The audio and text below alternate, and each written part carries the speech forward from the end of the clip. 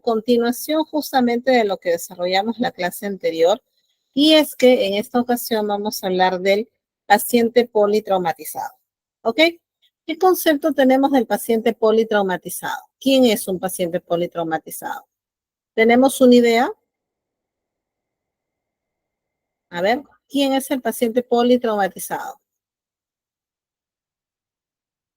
A ver,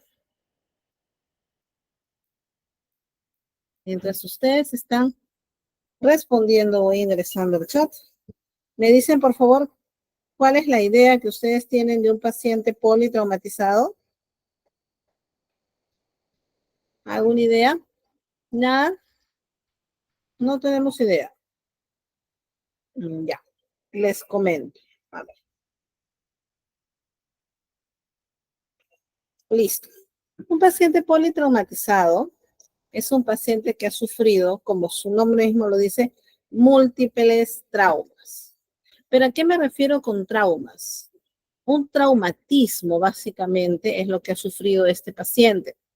¿Ok? Entonces, ¿cómo puedo llegar yo a la calificación de un paciente politraumatizado? Por ejemplo, un paciente politraumatizado puede ser una víctima de un accidente de tránsito. Ya, me atropelló el carro. ¿Voy a tener solo un golpe o dos? No, probablemente tenga golpes, tenga fracturas, ¿sí? Entonces, eso es un paciente politraumatizado. Otro ejemplo bastante claro, tenemos a una persona que haya caído de una altura más o menos considerable. ¿Cómo trabajamos con un paciente así? ¿Cómo trabajamos con una persona así? ¿Ok? Entonces, vamos a empezar la presentación. Por favor, les pido estén atentos para poder participar y que sobre todo comprendan la importancia de este tema. Este tema es bastante amplio, ¿ok? A ver, un ratito para que se comparta. Ya está. Bien, este tema es bastante amplio, ¿ya? Pero en emergencias vamos a tener un abordaje distinto en la parte pre y en la parte hospitalaria, ¿ya? Entonces, vamos aquí, vamos a ver primero la parte prehospitalaria. Paciente politraumatizado. Vamos definiendo, es aquel que presenta lesiones a consecuencia de un traumatismo que afectan a dos o más órganos, o bien aquel que presenta al menos una lesión que pone en peligro su vida. ¿Ok? Entonces, esto debemos tener claro porque este paciente o esta víctima ya necesita una atención inmediata. Esta persona califica inmediatamente para un código rojo.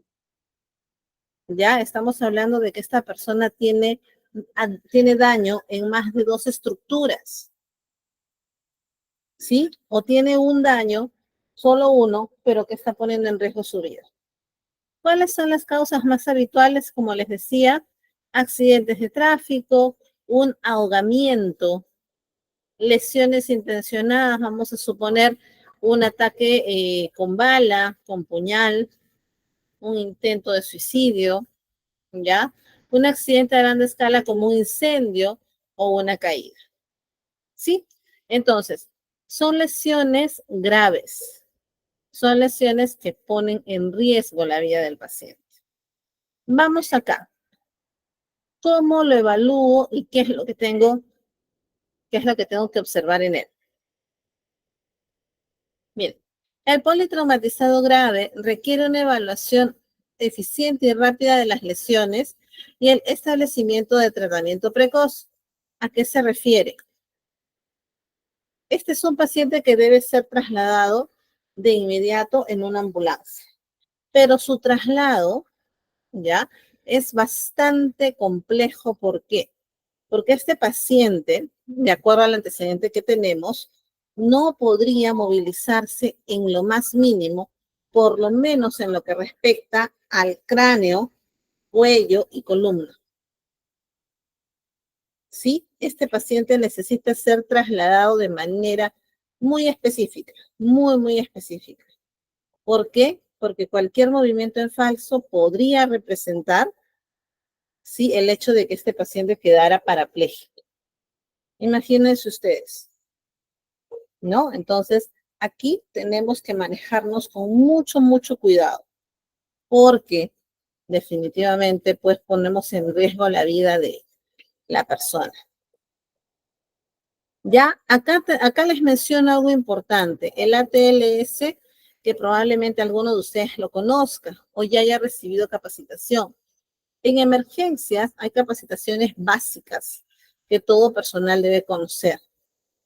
Una de ellas es el ATLS, otra es el BLS, el más avanzado, el PHTLS, ¿ya? Y si te das cuenta, todos terminan en TLS. ¿Por qué terminan en TLS? Por sus siglas en inglés, Trauma Life Support. ¿Ya? ¿Qué quiere decir? El apoyo, el soporte que yo le doy al paciente con algún trauma. Este TLS es el protocolo más utilizado. ¿Qué nos dice el ATLS? Que debemos basar nuestra actuación en una resucitación eficaz, con un diagnóstico y un tratamiento de las lesiones por orden de importancia. ¿Qué quiere decir? Que a pesar de que yo no soy personal de salud, si yo recibo una capacitación adecuada sobre el manejo de un paciente politraumatizado, puedo dar ciertos diagnósticos, obviamente no diagnósticos médicos, pero puedo dar ciertos diagnósticos que le van a servir al paramédico que lo va a atender para que pueda ubicarse exactamente en el escenario que se está presentando. ¿Sí? Por ejemplo, aquí ahora vamos a aprender a cómo evaluar la respiración, cómo evaluar el pulso, cómo ver el tema de la conciencia, cómo manejar una herida, una hemorragia. Aquí este tema implica el desarrollo de todos los temas prácticamente de primeros auxilios. ¿Sí? Muy bien. Las revisiones primaria y secundaria deben efectuarse de forma repetida y frecuente para detectar cualquier deterioro en el estado del paciente. Teniendo en cuenta lo siguiente. Recuerden que una ambulancia demora entre 30 a 40 minutos en llegar. Entonces, si yo estoy frente a un paciente politraumatizado, lo primero que tengo que hacer es evaluarlo, ¿verdad? Y es nada más lo evalúo y lo dejo ahí, bueno, pues que venga la ambulancia. No, lo tengo que evaluar y ofrecerle una acción. ¿Sí? Vamos acá. Esta es la mnemotecnia que tenemos que recordar para trabajar con un paciente politraumatizado. Es el XABCDE. De repente, ustedes han visto en otras capacitaciones que solamente consideran el ABCD. Los nuevos protocolos nos hablan de que ahora ya se ha considerado una primera letra, ¿sí? Que es el X. ¿Y por qué se ha aumentado el X? Porque se ha visto que a pesar de que se realice un excelente trabajo con este paciente aquí en el ABCDE, muchas veces el paciente fallece por una hemorragia. ¿Ya? De nada me sirve realizar todos los procesos, ¿no?, que les estoy mencionando de manera correcta cuando mi paciente tiene una hemorragia. ¿Ok? Entonces, ¿qué es lo que vamos a ver el día de hoy? Cada uno de esos puntos, ¿sí? Cada uno de esos puntos que les estoy mencionando y cómo tenemos que actuar frente a cada uno de ellos. Vamos acá, con la X. En la X, si se los voy a resaltar, ya vamos a evaluar el sangrado exsanguinante. ¿Qué quiere decir? Yo llego y lo primero que tengo que hacer es dar una primera impresión de dónde el paciente está sangrando. ¿Ya? Pero ojo, es a simple vista. Yo no te voy a lateralizar para ver si tienes una hemorragia en la espalda. No, yo no te muevo. Yo simplemente observo, de acuerdo a lo que estoy mirando en ese momento, dónde puedes tener una hemorragia. ¿Ya? Mira, debemos comprobar si existen hemorragias masivas, ojo, masivas, que pongan en peligro la vida del paciente. En caso de que así sea, llevaremos a cabo el tratamiento correspondiente, ya sea compresión, empaquetamiento, etc. Además, iniciaremos la maniobra de RCP si es que es necesario. Pregunto, ¿cómo actuamos frente a una hemorragia? A ver, ¿quién me dice cómo actuamos frente a una hemorragia? ¿Qué es lo que tenemos que hacer? ¿Qué es lo que ustedes saben, que conocen? ¿Cómo actuamos en una hemorragia? A ver, los leo, no se olviden, por favor, que es importante su participación.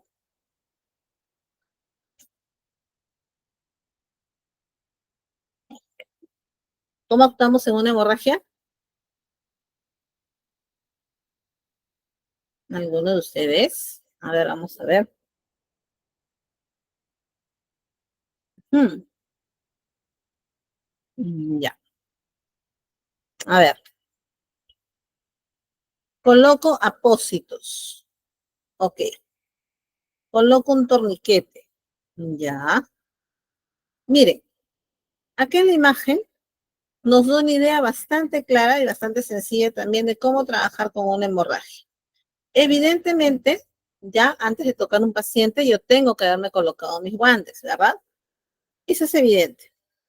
Dice acá, tratamos de detenerlo con apósitos en la parte afectada. Ok, miren que estamos viendo primero la parte extrahospitalaria. Ahorita vamos a ver la parte hospitalaria. ¿Ya? En el extrahospitalaria, recuerda, yo no tengo apósitos. En la calle, yo no tengo apósitos. Es una situación de emergencia que se ha dado. ¿Sí? Es una situación de emergencia. Entonces, yo les he puesto acá la imagen para que ustedes más o menos tengan una referencia. Pero en la calle no disponemos de apósitos. ¿Qué podríamos colocar en vez de un apósito? ¿Mm? ¿Qué podríamos colocar? A ver, imagínate la situación. Ya, tú estás comprando en un centro comercial y de repente te das con la sorpresa de que saliendo acaba de caer un trabajador que estaba limpiando las lunas, ¿no? Ha caído de un segundo piso, un segundo nivel, y como saben o como te ven que eres personal de salud, sí, te llaman. Con un pedazo de tela, así es. Puede ser un pedazo de tela, un poco de gasa, o un trapo, ya en general. Así es, para que pueda cubrir y detener el sangrado. Así es. Entonces, tengo que colocarlo en el sitio donde está saliendo la sangre, mira, así como aquí, y hacer presión fuerte. ¿Ok? La presión es fuerte, es con ambas manos. ¿Qué pasaría, ya? ¿Qué pasaría si la tela que yo puse ya se empapó de sangre? ¿Qué hacemos? ¿Puedo ponerle otro apósito encima? ¿Otra tela encima? Pongo otra, así es. Puedo ponerle otra, pero escúchame, nunca retiro la primera, ya nunca. A partir de la segunda en adelante, puedo retirar y puedo traer una nueva, pero a la primera no. ¿Por qué no retiro la primera? Porque esa primera está sirviendo para formar el coágulo. ¿Qué pasa? Si yo saco ese primer apósito, prácticamente estoy empezando de nuevo. ¿Sí? ¿Se dan cuenta? Ok. Pero mira, este paciente, ya, recuerda que es un paciente politraumatizado. ¿Me puedo quedar con él solamente haciéndole presión a su herida? No, pues, para avanzar, ok, evaluando lo demás, ¿qué es lo que puedo hacer? Si hay una persona alrededor, le puedo pedir que haga presión en la tela o en el apósito que haya conseguido. Y si no tengo a nadie, necesito hacer presión en esa gasa o en esa tela. Una forma es con vendaje, mira. Una forma es con vendaje. Ya, puedo colocar un trapo, puedo colocar cualquier tipo de tela, ¿ya? Pero el vendaje no puede ser como el de un torniquete. Les comento, en el ámbito extrahospitalario ya no se trabaja con torniquetes. Solamente trabajan con torniquetes ¿quiénes? Personal de la Marina, la policía, ¿no? Ellos que tienen unos torniquetes tácticos para poder aplicarlos. El resto de los civiles no debe improvisar un torniquete. ¿Por qué? Porque se ha visto que no se uniformiza la fuerza con la que se realiza el nudo. De repente lo que para mí está ajustado, para ti no, ¿ya? O está demasiado ajustado, corté la circulación y el paciente pierde el miembro.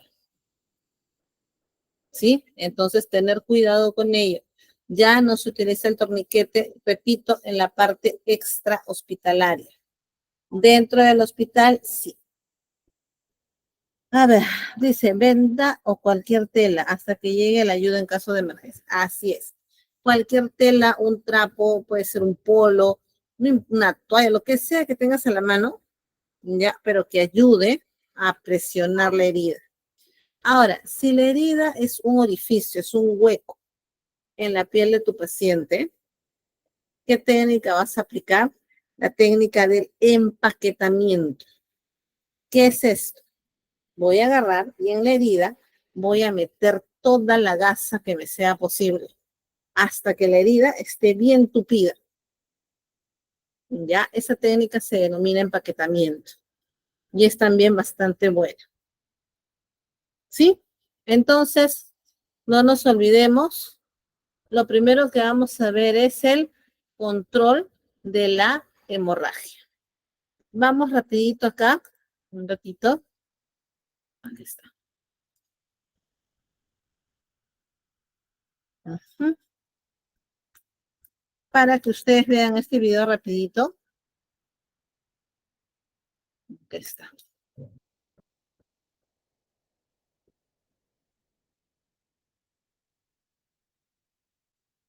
Ya. Para que ustedes vean ya el tema de las hemorragias, cómo debo controlarlas. ¿Ok? Cómo debo controlarlas. Rapidito. A ver, les paso. Comparto el video. Acá también va a estar el empaquetamiento.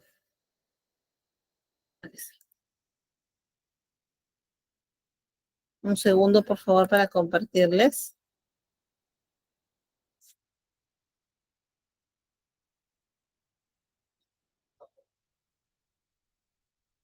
Ya.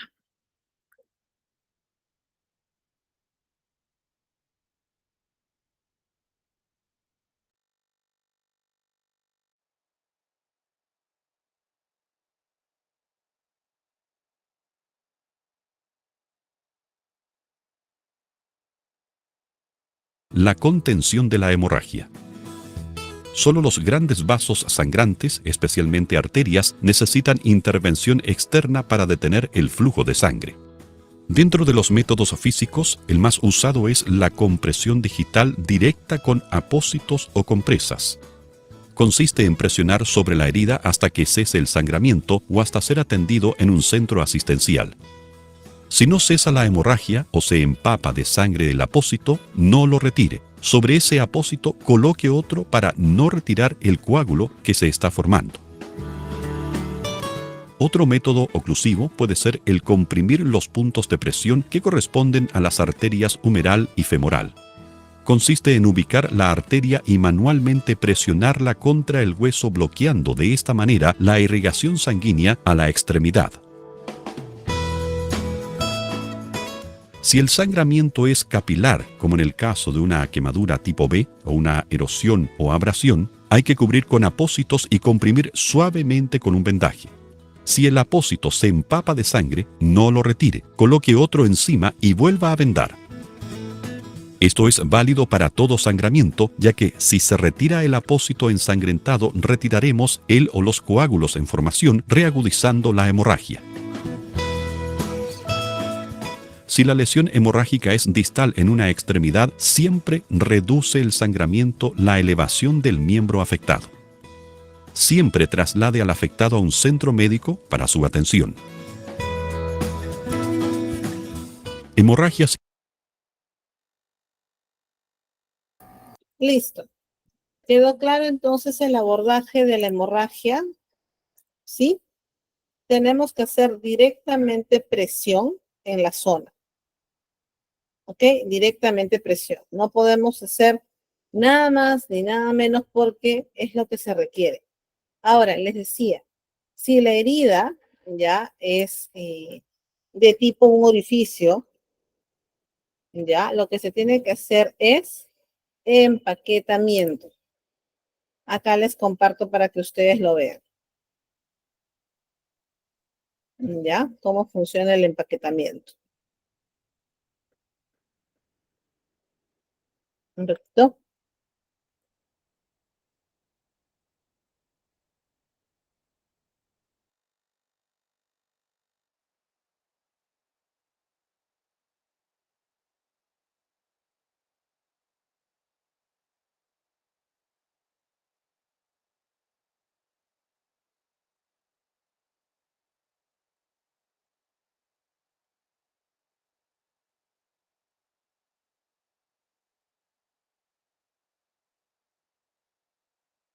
Familia, bienvenidos a un nuevo tutorial de Prehospital TV. Hoy vamos a ver el empaquetamiento de heridas. No os mováis que comenzamos.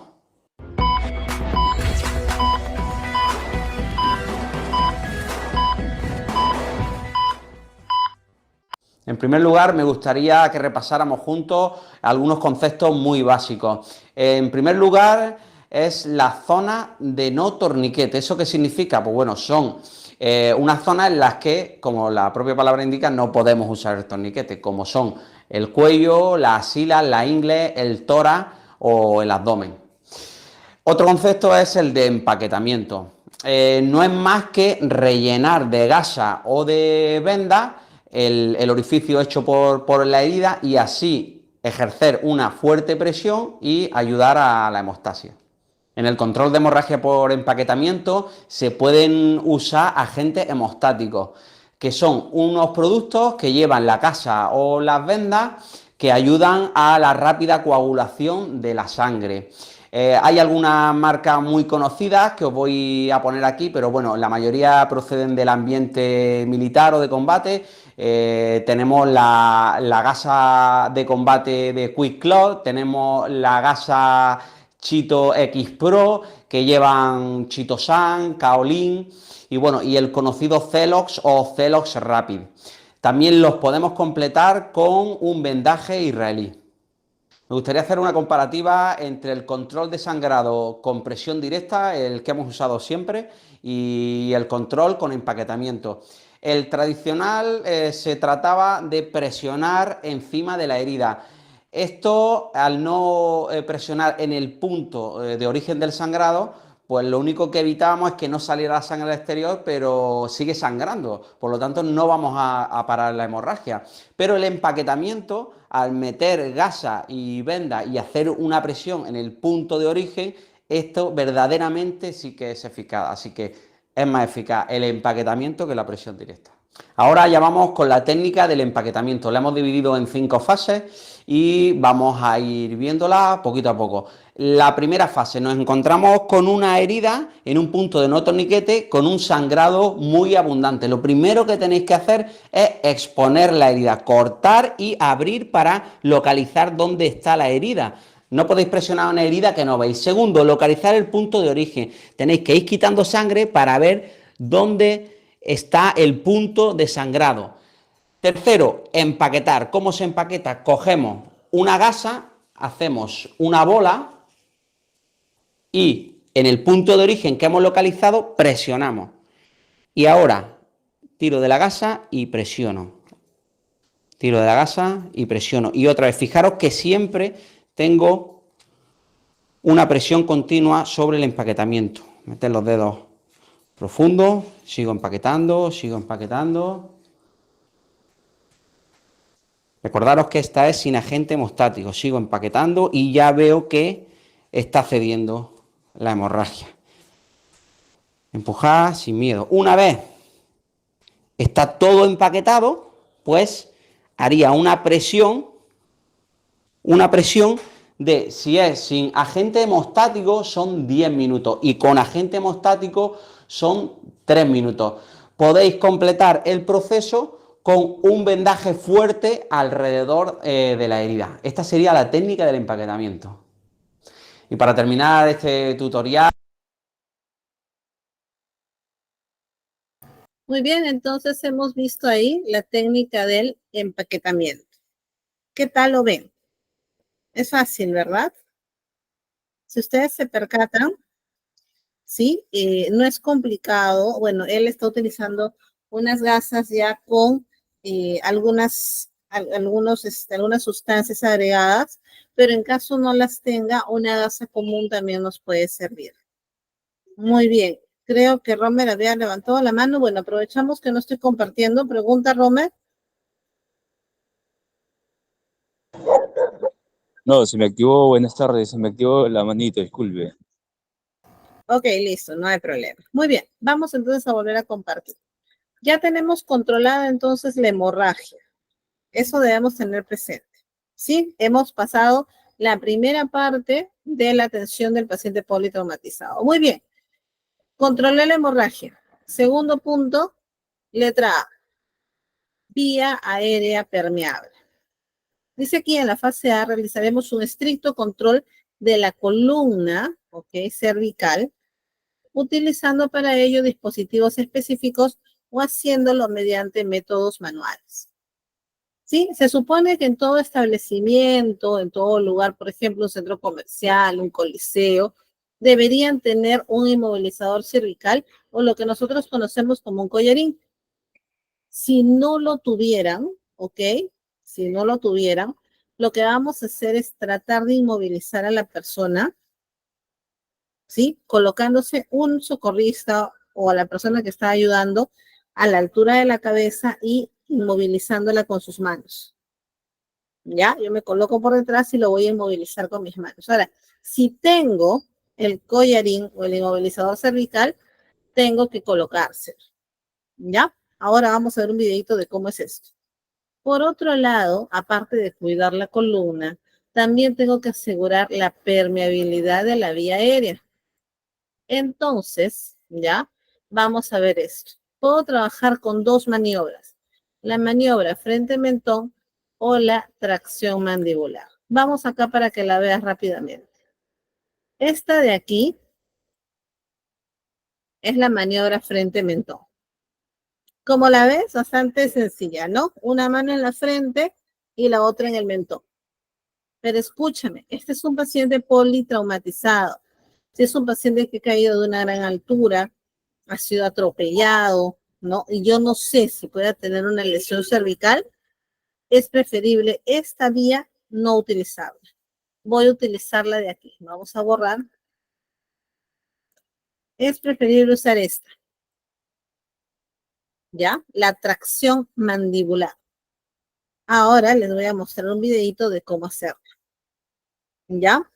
Ahora, regresamos acá. Dice, de esta manera podremos conseguir una vía aérea permeable de forma temporal utilizando una cánula orofaringea.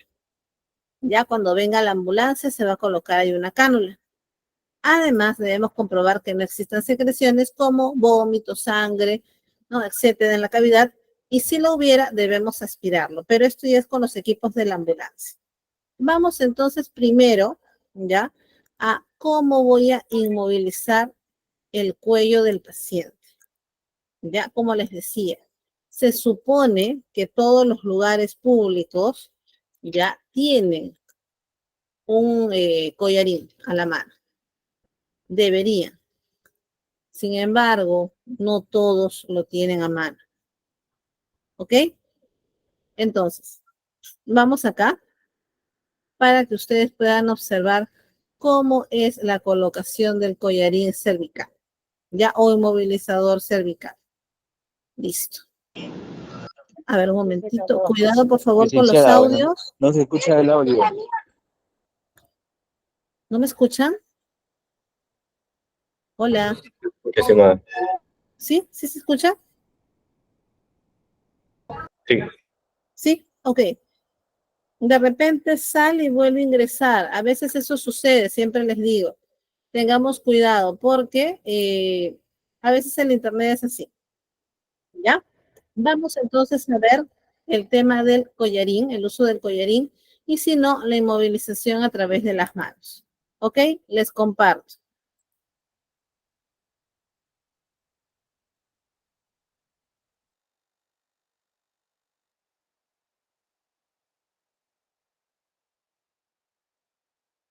A todos los servicios de emergencia. Hoy en ProHospital TV te traemos el uso con la colaboración de mi compañera Claudia Ramírez, que es médico de urgencia. El primer inmovilización que vamos a ver es la inmovilización y control cervical manual y posterior puesta de collarín por detrás. Cogeremos la cabeza del paciente con las manos totalmente abiertas, los dedos en la frente, y podemos o llevar los codos al suelo o llevar los codos a las rodillas o posicionar aquí al lado de la cabeza. Bueno, una vez hacemos control cervical, ponemos el collarín. Fijaros que Claudia está metiendo la pestaña para adentro, que si tienes el pelo largo se agradece mucho. Bueno, vamos introduciendo el collarín.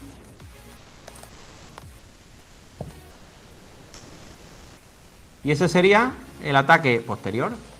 El segundo control cervical, vamos a tener en cuenta que estamos en el interior de un vehículo, vamos a entrar por detrás, el asiento de detrás, y vamos a hacer un control cervical. Igual, con la mano abierta y la compañera desde un lado del vehículo, lo mismo. Introduce el collarín y lo cierra. Y el tercer control cervical sería un control cervical frontal, para cuando no podamos acceder al vehículo por la parte de atrás. Nos meteríamos por la puerta lateral y las manos abiertas, haríamos un control cervical y la compañera o el compañero metería el collarín.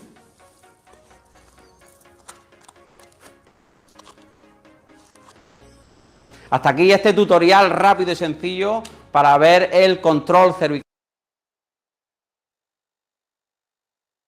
Muy bien, como ustedes han podido observar, la colocación del inmovilizador cervical se realiza con bastante cuidado. ¿Por qué? Porque la idea es que no movilice el cuello, que trate de resbalar el collarín, ¿sí? En la zona hueca que queda acá en la nuca, y que el velcro, el pega-pega, para eso nos ayuda. Tenemos que colocarlo bien, ¿sí? Tenemos que colocarlo bien para poder estabilizarlo, ¿ya?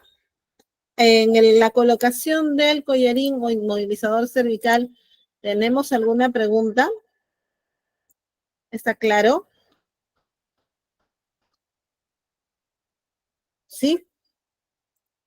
¿Tenemos alguna pregunta acá? Es bastante sencillo, como les digo, ya no tiene mayor dificultad. Sin embargo, tenemos que estar atentos a no movilizar innecesariamente, ya, al paciente. Les voy a pasar, les voy a pasar esto de aquí para que ustedes me puedan entender mejor la maniobra de, bueno, la frente mentón y la de tracción mandibular. Por favor, observen.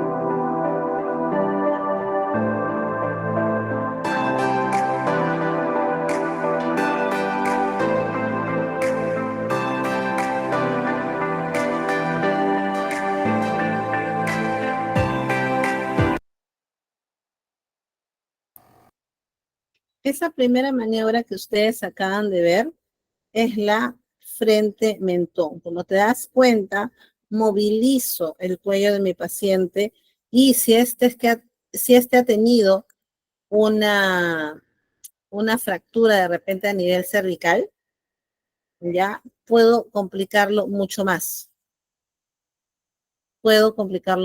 Entonces, este de aquí como referencia, pero la que vamos a hacer es la segunda, la que viene, ¿ok? Miren ustedes, atentos.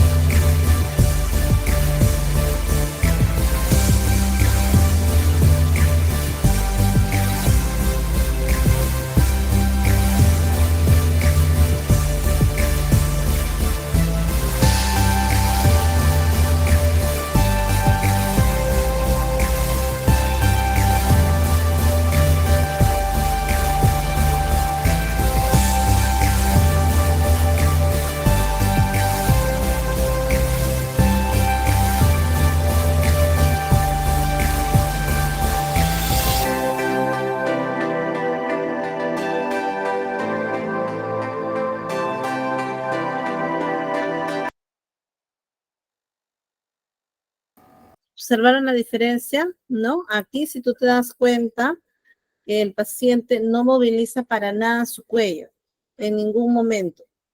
Lo que se hace es manejarlo ¿con qué? Con la mandíbula. ¿Ya? Entonces, este es el paso que debemos, bueno, los pasos que debemos realizar en la fase A. ¿Alguna pregunta? Hemos pasado la X y la A. ¿Tenemos alguna pregunta? Voy a volver a compartir. Está. A ver. ¿Tenemos alguna pregunta en la fase X y en la A? No. Ya, perfecto. Si no hay preguntas, vamos a la B. Buena ventilación. Dice, en la B, resulta imprescindible evaluar si el paciente ventila, así como la frecuencia y amplitud de cada ventilación. En esta fase, podemos diagnosticar 4 lesiones potencialmente vitales que requieren un tratamiento inmediato, que son el neumotórax a tensión, el neumotórax abierto, el tórax inestable y el hemotórax masivo. Entonces, en esta parte que tengo que hacer, tengo que evaluar cómo está respirando mi paciente. ¿Ya? Y si está respirando o no, evidentemente. ¿Cómo lo hago? Mira la imagen. Me acerco a él, mi oreja queda a la altura de su nariz y boca para poder sentir el calor del aire, ¿ok? Mientras mis ojos van observando su tórax o su abdomen. ¿Ya? Aquí tengo que ser bastante rápido. ¿Cuánto tiempo me puedo demorar evaluando esta parte? Máximo 10 segundos. ¿Ya? No me puedo demorar más. Máximo 10 segundos. Entonces no te olvides, te acercas, colocas tu oreja a la altura de su nariz y su boca, ¿ok? Y mis ojos deben ir mirando su tórax y su abdomen. ¿Estamos bien? Esta es la letra B. Vamos a la letra C. En la letra C nos aseguraremos de que la hemorragia externa severa está controlada y localizaremos alguna fuente adicional de sangrado. Además, debemos palpar el pulso, ya que la pérdida del mismo podría indicarnos una hipovolemia severa. ¿Ya? ¿Qué quiere decir? ¿Te acuerdas que en el paso X habías hecho control de la hemorragia? Bueno, ahora es momento de revisarla. Ya, revisa si está controlada esa hemorragia, ¿sí? Y ve observando alrededor si de repente aparecen otros sangrados. Ya, si de repente por ahí aparecen otros sangrados. Ahora, resulta fundamental comprobar si el paciente está en shock. Todo paciente pálido, frío, sudoroso, taquicárdico, taquipneico, ya, si no se demuestra lo contrario, está en shock. Es muy probable que esté en ese estado por la magnitud de sus lesiones. Ya es muy probable que esté en ese estado. Entonces, para eso tengo que aplicar dos maniobras. Mira, la primera, tengo que controlar el pulso. Siempre opten por el pulso carotídeo. ¿Por qué no por el pulso radial, que es el que todos conocemos? Porque el pulso carotídeo, como está cerca del corazón, me permite observar si hay o no hay una actividad eléctrica ahí. ¿Ya? Si se está produciendo o no. Y además que es rápido. Yo acá solamente debo contar 5 segundos. Nada más. Es decir, básicamente nos importa saber si está o no está latiendo. Ya, básicamente eso es lo que nos importa. Y otra forma también de evaluar la circulación es a través de el llenado capilar. Mira aquí.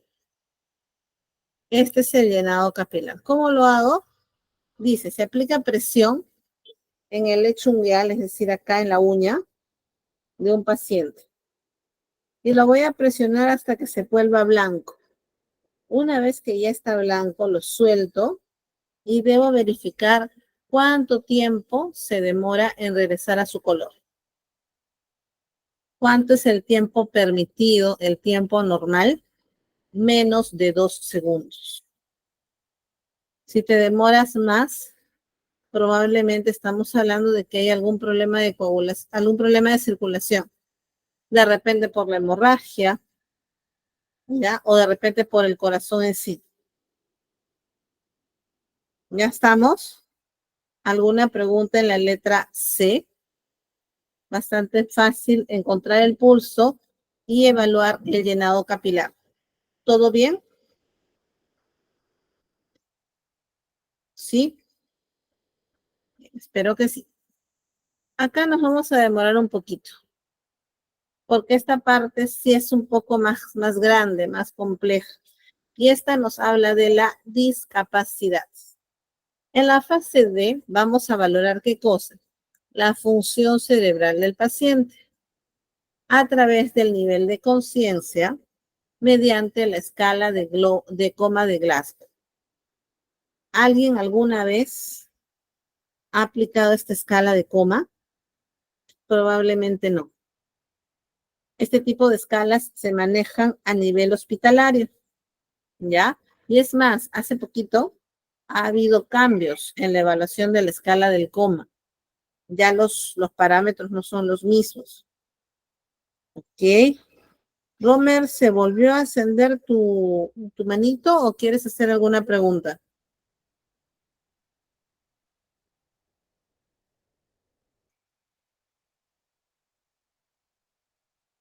Creo que sí se me encendió.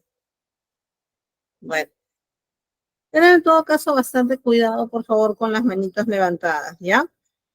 Bien, vamos a ver entonces ahora la escala de Glasgow. Mira, la escala de Glasgow ya evalúa 3 parámetros. La respuesta ocular, la respuesta verbal y la respuesta motora. ¿Sí? Evalúa esos 3 parámetros. Hay una pequeña diferencia. Ya hay una pequeña diferencia. Acá nosotros estamos viendo los valores que se ha trabajado por años. Ya así se ha trabajado por años siempre. La única diferencia está en que aquí hay que agregarle un 0 en cada puntuación. Ya, un 0. ¿Por qué, profesora, le voy a aplicar un valor 0? porque el 0 significa no aplicable. ¿Ya? No aplicable. ¿A qué me refiero? Te voy a poner eso acá. No aplicable. Por ejemplo, si yo estoy evaluando respuesta ocular y le digo, señor, abra los ojos, me escucha, puede verme. ¿Qué pasa si este paciente tiene discapacidad visual y no abre los ojos? De repente el paciente sí me escucha, sí me entiende, pero no me puede hablar, no me puede obedecer. Yo quisiera obedecerle, señorita, pero mis ojos no se abren. ¿Mm?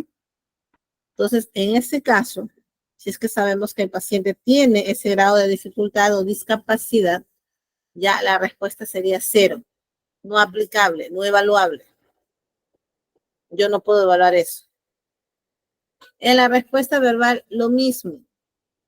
¿Qué pasa si yo le digo, señor, me escucha? ¿Está bien? ¿Sabe qué ha pasado? ¿No? Y el paciente solamente emite sonidos. No, de repente tú me vas a decir, profesor, hay que evaluarlo con 2. No. Y si el paciente es una persona con discapacidad para poder expresarse, no puede hablar, es un mudo, ¿cómo le voy a pedir que me explique si el señor no puede hablar? Normalmente las personas que son mudas no hacen sonidos, pero esos sonidos no son los mismos que tú encuentras aquí, porque acá dice sonidos incomprensibles, le doy 2 puntos. ¿Ya? No es por un daño cerebral. En este caso, es porque el paciente ya viene con esa enfermedad previa. ¿Ya? Entonces ahí también no aplica. Y respuesta motora, lo mismo. Imagínate que yo tengo una fractura en este brazo, estoy echada, y tú me evalúas.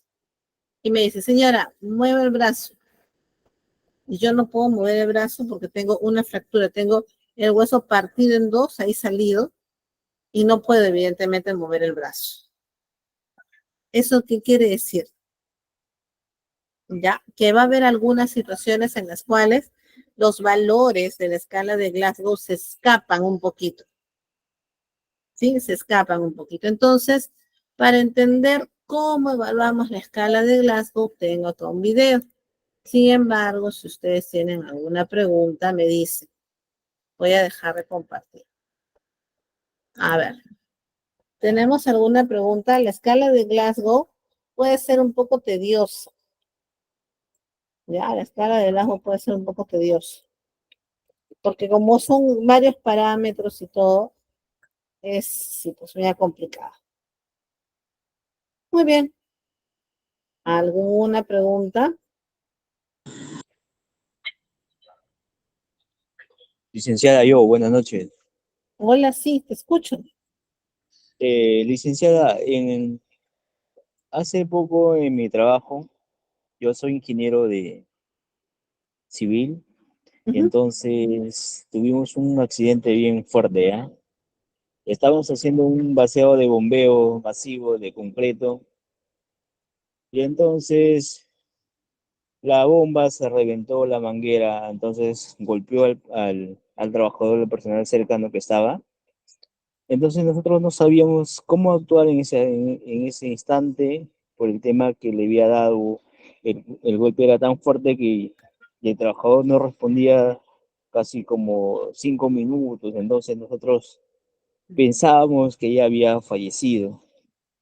Tocábamos los signos vitales, que el brigadista que estaba a nuestro lado nos dice que no tenía pulso. Entonces, ¿qué podríamos hacer nosotros en ese aspecto para nosotros poder tranquilizarlo a la persona que está herida más que todo, ¿no? Porque no había nada de sangrado por fuera, nada, pero el sangrado era interno, entonces tampoco podíamos moverlo de un lado para otro. Teníamos que Ujú. esperar a la ambulancia que llega y es bastante tedioso. Nosotros, ¿qué podríamos hacer en ese aspecto, doctora? Ya, a ver, me dices que, que tú estás en una fábrica, algo así, ¿te entiendo? ¿Cierto? No, no, nosotros estamos haciendo el Metro Lima ahorita, el Metro Lima, el tren. Ya, ok, Yo ok, soy ok. ingeniero civil. Ya, muy bien. Bueno, mira, en teoría deberían ustedes tener equipo de primeros auxilios. Entre ellos, como les mencionaba, el collarín y una tabla que quizás la has visto en muchos establecimientos, la férola espinal larga, una tabla naranja o amarilla. ¿Ya? Con eso hubiera sido suficiente para que apliques todo eso que estamos haciendo ahorita y puedan trasladar a tu compañero. Ahora, si me decías que no tenía pulso, ¿ya? Y que el brigadista dijo eso, este paciente estaba en paro, pero no creo que haya estado en paro. El paciente falleció. No, el paciente después de 5 minutos volvió a reaccionar. Reaccionó, pero empezó a botar sangre por la boca y entonces fue algo bastante complicado, ¿no? Hasta que esperemos que llegue los brigadistas que son del SAMU. Fue como 15 minutos, algo así, pero el paciente, gracias a Dios, recuperó fuerzas y pude esperar, pero tuvo lesiones internas, algo grave bastante, entonces nosotros no sabíamos cómo actuar en ese instante, a pesar que tenemos la ingeniería de seguridad, eh, los brigadistas que son capacitados, no sabíamos cómo actuar en ese instante. Claro, ya me imagino. Bueno, eh, sucede de todo muchas veces. A mí también me ha tocado trabajar en algún momento con brigadistas que la verdad no sabían cómo actuar y eso puede pasar. En este caso, bueno, lo ideal hubiera sido que no lo muevan porque si ha sufrido un golpe y no sabes hasta qué magnitud, porque él quede inconsciente, lo ideal era que lo inmovilicen, así como has visto en el video, que alguien se encargue de sujetar su cabeza y si tenían el collarín, lo inmovilicen, le pongan el collarín, ya, evaluar signos vitales que ya hemos visto, has evaluado respiración y has evaluado pulso. Algo importante que sí debo reconocer se me escapó es que al inicio de la intervención ustedes deben presentarse porque eso le genera tranquilidad a la persona, ¿no? Vamos a suponer, yo tengo un accidente y se me acerca alguien que me toca la cara, me toca el pecho, me toca todo para poder evaluarme, yo no entiendo qué está pasando. Muy distinto a que alguien se acerque y me diga, mira, soy Roxana, yo sé cómo ayudarte, te voy a evaluar, intenta estar tranquilo. Nada más esas palabras te ofrecen seguridad y hubiera estado tranquilo. Imagínate lo chocante que debe haber sido para el compañero que escuche que el brigadista te diga que no tiene pulso. Lo primero que ha pensado es que se va a morir. Lo primero.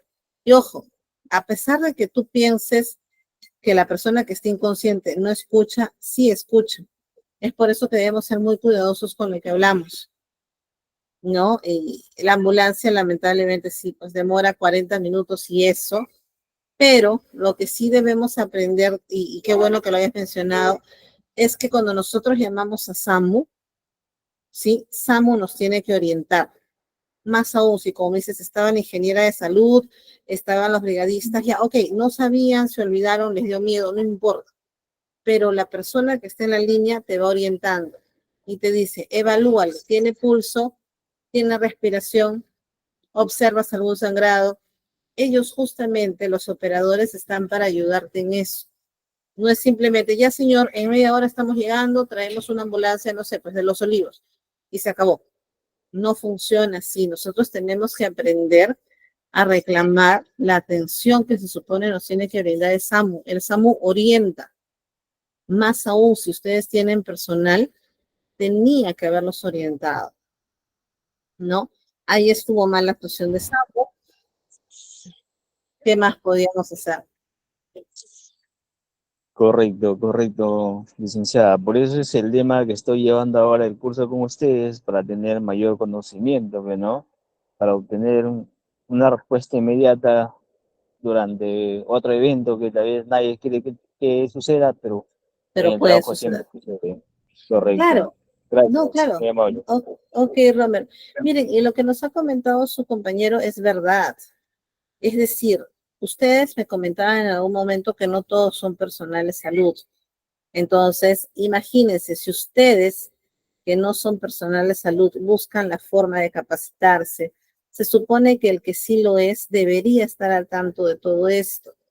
No es posible que en una situación como la que sucedió con su compañero no hayan podido actuar, que el caballero haya reaccionado solo, ¿no? Y como dicen, bueno, pues se levantó y tomó fuerzas.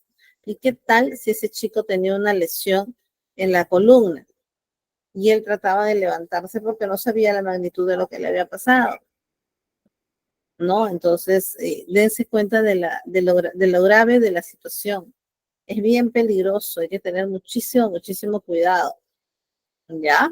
Bueno, entonces, retomando, para que tanto Romer como todos ustedes recuerden, no se olviden. El orden es X, A, B, C, D.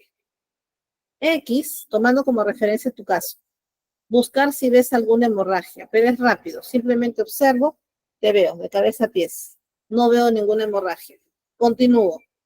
Letra A, vía aérea, lo que te decía, inmediatamente inmovilizarlo, ya que alguno de tus compañeros se quedara así sosteniendo la cabeza y que no le permita que se mueva, mientras que el otro veía, ¿no? Si estaba respirando, ¿ok?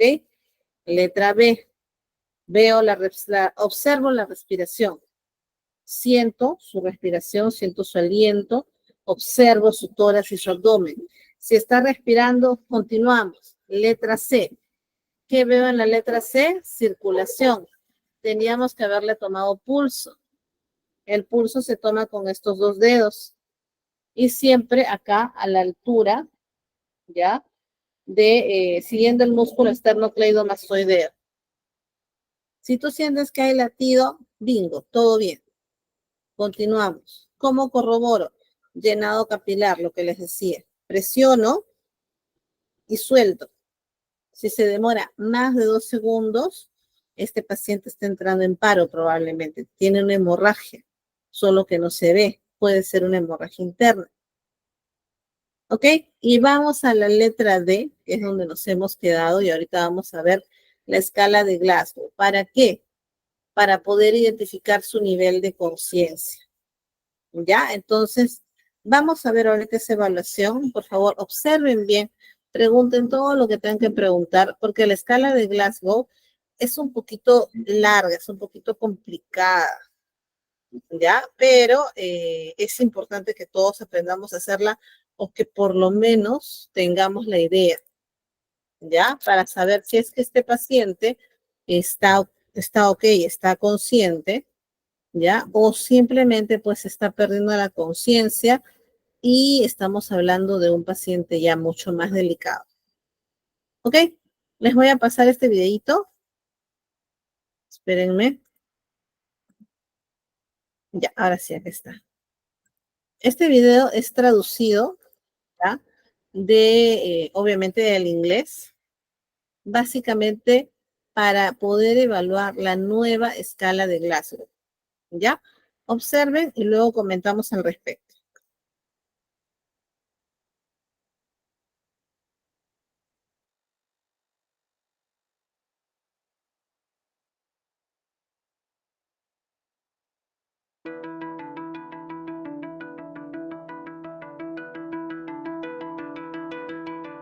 La evaluación clínica de la conciencia es a menudo crucial en el cuidado de un paciente con daño cerebral agudo. Este video le proporcionará una guía práctica para el uso de la escala de coma que desarrollamos en Glasgow para garantizar una evaluación fiable y comunicación clara sobre el paciente. Le mostraremos cómo hacer una serie de observaciones estándar de 3 aspectos del paciente: de receptividad, apertura de los ojos, la respuesta verbal y motora a la estimulación. Pasos en cada componente se pueden clasificar de acuerdo a los criterios definidos para mostrar el grado de deterioro presente. Nosotros le mostraremos cómo grabar y comunicar sus conclusiones, cómo estos se pueden utilizar y proporcionar un resumen descargable. Al evaluar a un paciente hay 4 pasos que son: comprobar, observar, estimular y tasar. La evaluación preliminar se utiliza para identificar los factores que podrían identificar con su evaluación. Es importante identificar los factores locales, tales como una discapacidad auditiva que podría causar una falta de capacidad de respuesta a raíz de estas comprobaciones preliminares, se observa que el paciente, teniendo en cuenta las conductas espontáneas en cualquiera de los tres componentes de la escala, ojos, verbales o de motor. El paciente tiene una clasificación de componente haciendo coincidir los resultados con el criterio de la escala. Existen 4 criterios para los ojos, 5 para verbal y 6 para la puntuación motora. Para cada componente del criterio de la parte superior es una respuesta normal, mientras que el criterio más bajo hay respuesta. Si los ojos del paciente abiertas de forma espontánea se registra, recuerde que puede haber factores locales, tales como hinchazón que impiden la apertura de los ojos. Si la apertura espontánea no se demuestra, un estímulo verbal se utiliza presentándose, solicitando claramente y apertura de los ojos, si es necesario por medio de gritos. Si el paciente abre los ojos, sonar se registra. Si el paciente no abre sus ojos, cuando hablar con ellos, se aplica después de un estímulo periférico físico. La estimulación se inicia en un nivel bajo pulsando sobre la punta de los dedos. Intensidad hasta por 10 segundos hasta que el paciente muestra una respuesta o hasta el máximo estímulo. Ha sido aplicado. Si el paciente abre los ojos, ficha a la presión. Si ellos no abren sus ojos, ficha como ninguno. Si hay factores locales, tales como hinchazón, lo que interfiere con la apertura de los ojos, ficha ojos no comprobable. Para evaluar la respuesta verbal, pedir al paciente que diga su nombre y qué meses. Si la respuesta es correcta, ficha orientado. Si durante la conversación el paciente es capaz de hablar en frases u oraciones, pero es incapaz para dar las respuestas correctas a las preguntas acerca de la orientación, ficha confundido. Si no hablan con sensatez, pero pronuncian una sola palabra, récord. Si los gemidos y quejidos de los pacientes sin palabras reconocibles, récord. Si el paciente no hace sonidos en todos, entonces grabar ninguno. Recuerde, sin habla. Puede ser el resultado de factores distintos de conciencia deprimido, por ejemplo, un tubo endotraqueal. En estos casos, grabar verbal no comprobable. Para evaluar el componente motor de la escala ICOMA, en primer lugar pedir al paciente que realice una acción de 2 etapas, pidiéndoles que agarre y soltar los dedos con la mano o la apertura. Su boca y su lengua se pegue a cabo. Si el paciente hace esto, obedece registro. Si la persona no puede mover sus brazos, por ejemplo a causa de una lesión de la médula, usted debe preguntar a ellos para abrir su boca y que saquen la lengua. En un paciente que no obedece órdenes, un estímulo periférico por sí sola es insuficiente para evaluar el componente motor de la escala de coma y se necesita un estímulo central adicional. Esto se aplica por primera vez por el pinch trapecio. Para llevar a cabo esto, coloque su mano sobre el hombro y el paciente presione los dedos en el músculo sobre encima del omóplata. Aplicar presión al aumentar la intensidad de hasta 10 segundos. Que esté seguro de que la respuesta se observa en la mejor respuesta del paciente. La segunda ubicación de estímulo central es la muesca supraorbitaria. Se aplica este estímulo colocando una mano en la frente con el pulgar por encima del borde superior de la órbita. Aplique presión en el aumento de la intensidad de hasta 10 segundos hasta que se observe mejor la respuesta del paciente. El paciente no debe ser clasificado teniendo una ausencia de respuesta hasta que el estímulo máximo ha sido aplicado.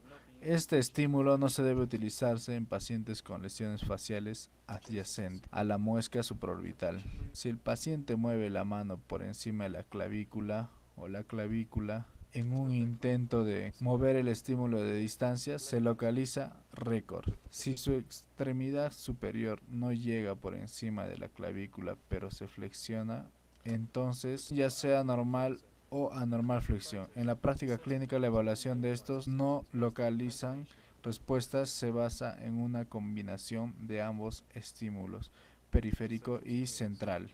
En flexión normal, las curvas de codo y el brazo se mueve rápidamente de distancia del cuerpo y de el estímulo. En flexión anormal, el codo se dobla lentamente y el brazo se encuentra con el cuerpo. En caso de duda, la flexión normal se registra.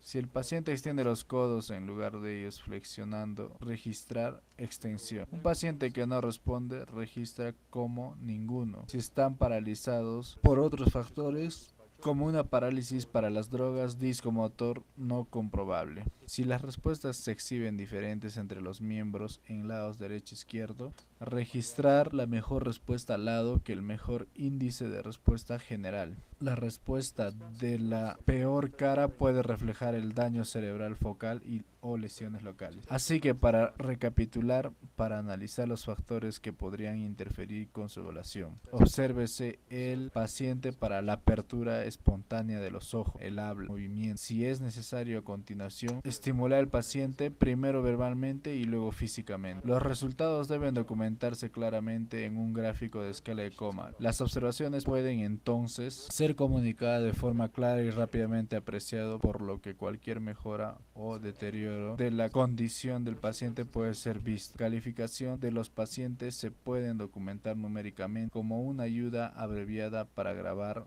rápidamente los resultados. Al describir el paciente, siempre utilizar los criterios completos junto a los números para garantizar que la evaluación se entiende con precisión. Los números abreviados también se pueden sumar para dar un total como score. Esto proporciona un resumen, visión general de la gravedad de la condición del paciente, pero esta puntuación no lo hace comunicar la descripción detallada más informativa de cada respuesta, que debe siempre ser utilizado además de la puntuación en la atención clínica de un paciente individual.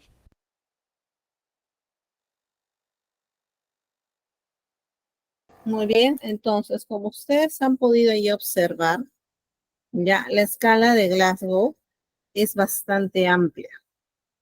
Aquí nos vamos a demorar un poco evaluando, por eso es que en lo demás debemos intentar ganar tiempo. ¿Ya? Mira aquí, tenemos la respuesta ocular, que quiere decir que cuando yo hablo con el paciente, yo le pido, señor, abra los ojos, el paciente debería abrirlos. Si los abre de manera espontánea, le considero 4. Si los abre solamente cuando yo levanto la voz, le considero 3. Si los abre cuando le genero un estímulo doloroso, le considero 2. Y si no los abre, le considero 1.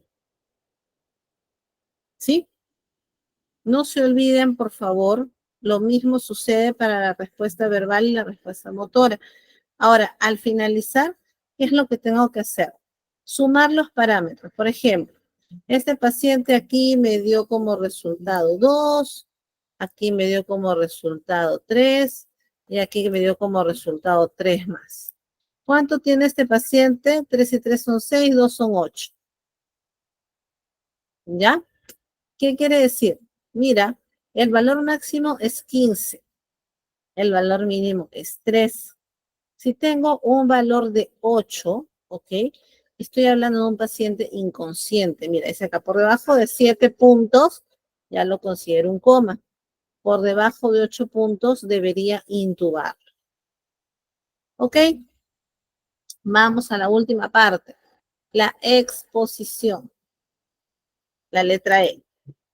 En la letra E, ya habrá que retirar la ropa del paciente para asegurarnos que no existen lesiones que hayan pasado desapercibidas, porque recuerda que mi evaluación ha sido superficial, nada más. ¿Ya? Ahora, pero el hecho de que yo le retire la ropa al paciente no quiere decir que lo voy a dejar así. Una vez terminado de revisar, tengo que cubrirlo. ¿Por qué? Porque generalmente los pacientes que están politraumatizados tienden a desarrollar hipotermia, ya la cual evidentemente es potencialmente mortal en un paciente politraumatizado. Por ello, se utilizará líquidos calientes endovenosos ya cuando estén en la parte hospitalaria o mantas térmicas. Ok, miren acá, observen. Ya tengo acá al paciente, le tengo que quitar la ropa. Si es necesario cortarla, a ver, por favor, cuidado con los audios. Si es necesario cortarla y luego de eso, luego de que ya le hice la revisión, sí, tengo que volver a cubrirla. Ok, ¿estamos todos bien acá? ¿Alguna pregunta? ¿Tenemos alguna pregunta en esta parte de la escala de Glasgow? ¿No? La inmovilización tampoco. Excelente. Entonces, finalmente, ok. Ah, Giovanna, dime, pregunta. A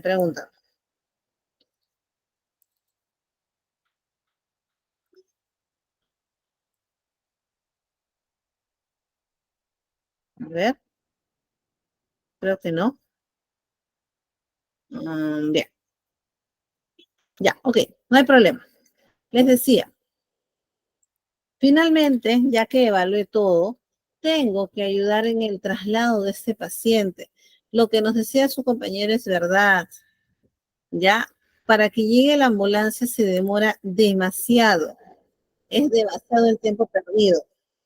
Entonces, se supone que todas las empresas, te repito, lugares con gran afluencia de gente y todo ello, yo debería disponer de algunos implementos, entre ellos los que les voy a mostrar acá, que son la férula espinal larga, ya que es la camilla que nosotros hemos visto, y el inmovilizador cervical.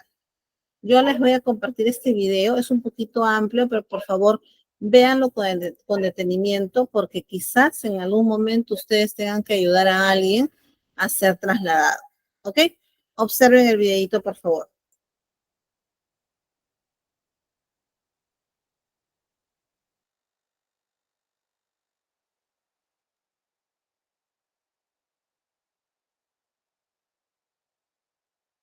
De primeros auxilios y el día de hoy les explicaremos el uso correcto de la tabla.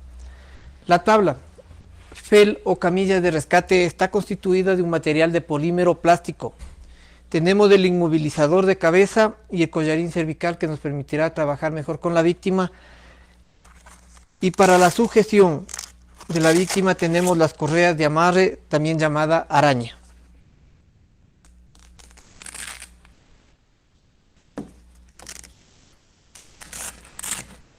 La tabla tiene una dimensión de 45 centímetros de ancho por 1,83 de largo, soporta 175 kilos de peso.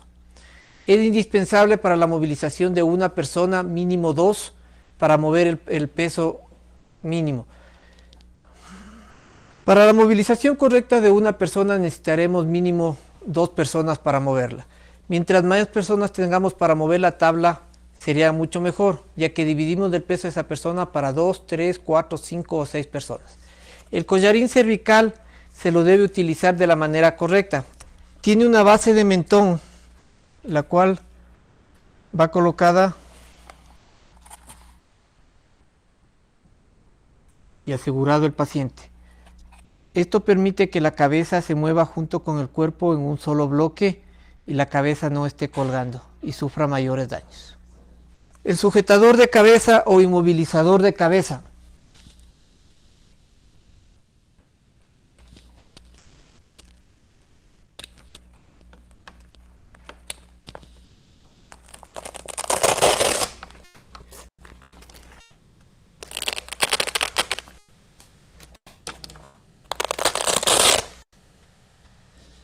Esto mantendrá a la víctima en posición. Una vez que lo hayamos colocado en la tabla, asegurado a las correas, nosotros colocaremos el inmovilizador en el sitio.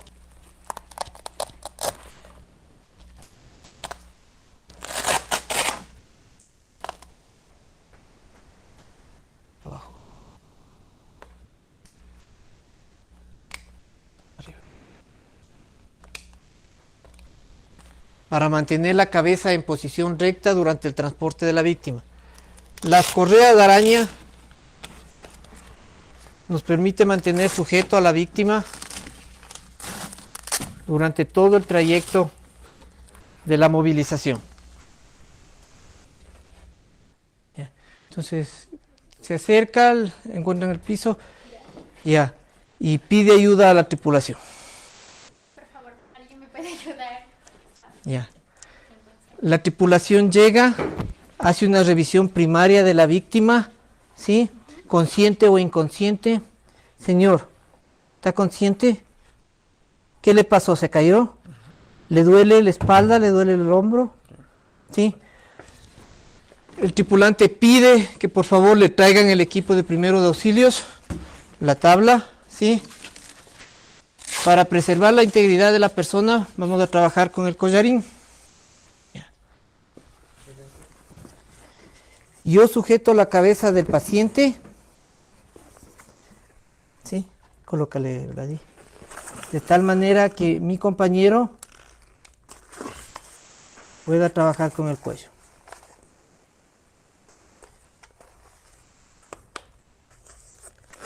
Correcto.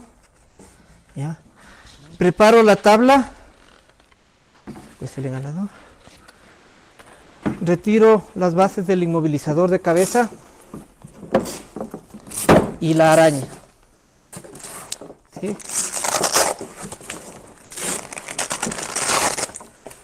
Y me preparo a embarcar a la víctima.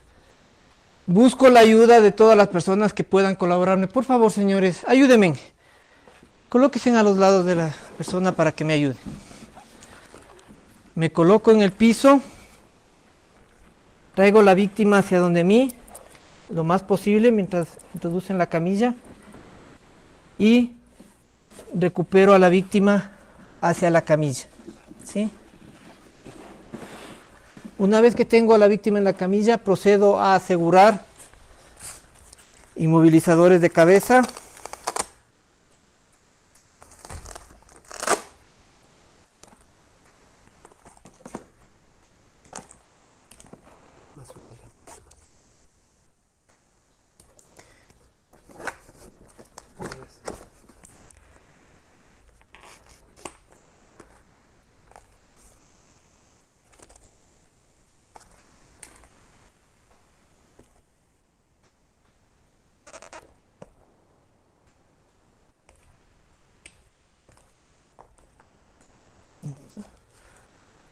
Y coloco las correas o arañas en su puesto.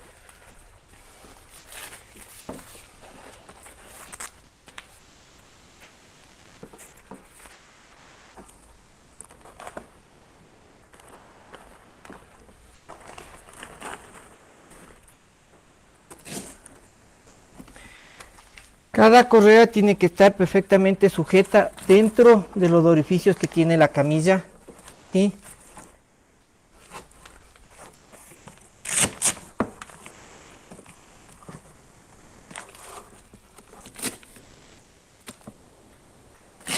Una vez empaquetada nuestra víctima, procedemos a levantarla. Por favor, señores, ¿me ayudan? Todos nos vamos a colocar una rodilla en el piso, una rodilla en escuadra. Y cuando dé la indicación, vamos a subirle. A rodilla, 2, 3 y aseguramos. Arriba, 2, 3 y aseguramos. Ya. Y comenzamos a movernos en forma paulatina, sin correr, evitando que nuestro paciente se sacuda. Vamos a llevarlo de la manera más suave.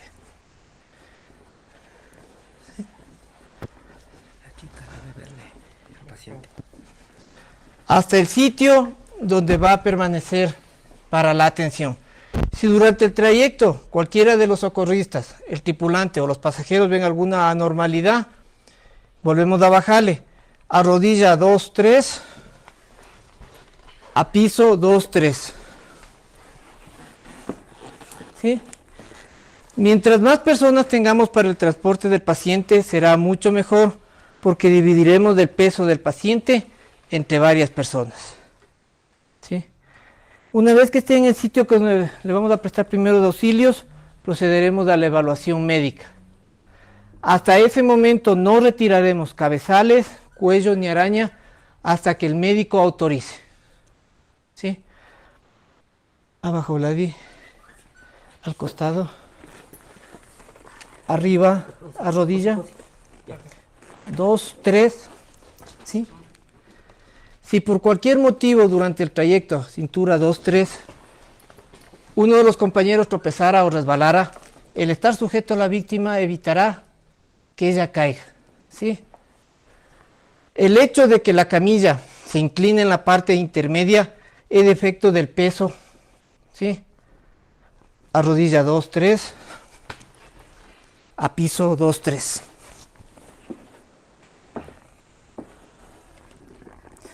Por eso es importante, en lo posible, tener 4 o 6 personas para movilizar a la víctima. Nunca alcemos de esta manera, ¿sí? Vamos a sufrir un daño cervical o de espalda. Siempre tenemos que alzarla de piso a rodilla, de rodilla a cintura, paulatinamente. Por favor, ¿me ayudan? Rodilla 2, 3, cintura 2, 3. Si nos toca bajar gradas, las personas tenemos que ir compensando. Comiencen, bajen ustedes, bajen. Correcto. En los sitios estrechos incluso podemos transportarla casi parada a la víctima y no se nos caerá. Principalmente en lo que es los corredores, salidas de camarotes, no tenemos mucho espacio, así que podemos hacer esta maniobra. ¿Sí? Giramos y volvemos a alzar. Siempre nuestra víctima está sujeta, no se nos va a caer. A rodilla 2, 3, a piso 2, 3. ¿Sí? Así que no hay problema de que el sitio sea muy estrecho. Ustedes ven que podemos incluso parada sacarle a la persona sin que sufra otro daño.